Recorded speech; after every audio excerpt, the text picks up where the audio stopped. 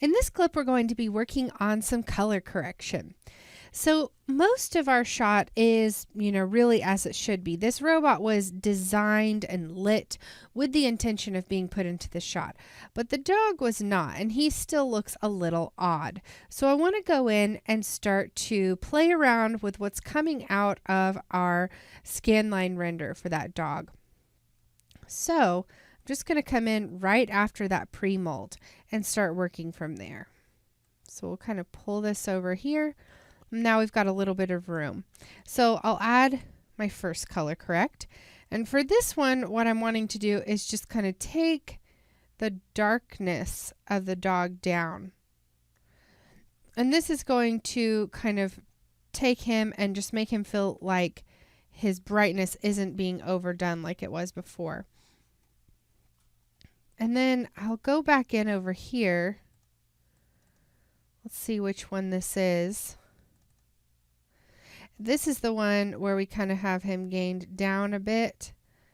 Actually, we want to do the one where it's going into the mask, because I still want him to be a little more bright in those areas there.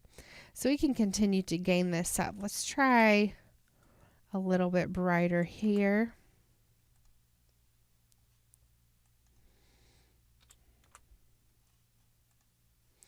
So now he's getting that really nice hard light on the front, the same way that the robot is getting it on the edge, where it's almost completely white.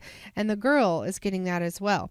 Now you'll notice that on the girl's lighting, it's a little more golden. So we probably should change that temperature a little bit for our little dog. So I'm just going to come in here and we'll add another color correct and just kind of overall give it a little bit more of that yellow feel. So you see, if I push it up, we go blue, down we go more yellow. So I just want to go a little bit in the yellow direction, not too much. Great. So that's really helping to color correct the dog to feel like he really goes in this shot. Now grading we may do a little bit of later on, which is sort of another type of color correction. A lot of times you'll grade two shots to go together, and we're really only working with this one shot.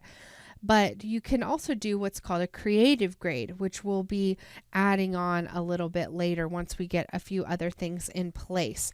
Now, something that I think we should probably consider adding is going to be a little bit of motion blur. So let's go ahead and talk about that in our next clip.